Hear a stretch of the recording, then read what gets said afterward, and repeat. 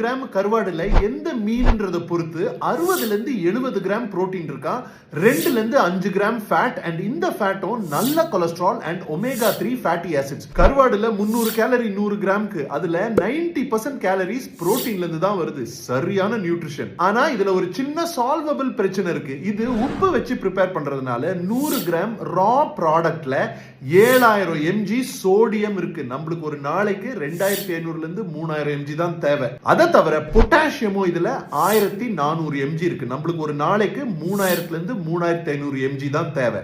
இதை ஈஸியா கருவாடை 12 ஹவருக்கு தண்ணியில ஊற வச்சு அந்த தண்ணியை ஊத்திட்டோம்னா கருவாடுல உப்பு கம்மியாயிரும். ஆனா இதுல சோடியமும் பொட்டாசியமும் என்ன இருந்தாலும் கொஞ்சம் அதிகமா இருக்கு நீங்க தெரிஞ்சுட்டு ஒரு நாள்ல 100 கிராம்ல இருந்து 150 கிராமுக்கு மேல சாப்பிடாதீங்க. இந்த இன்ஃபர்மேஷன் யூஸ்ஃபுல்லா இருந்துச்சுன்னா ஒரு லைக் போட்டுட்டு கருவாடு ஃபேன்ஸ்க்கு எல்லாம் ஷேர் பண்ணுங்க.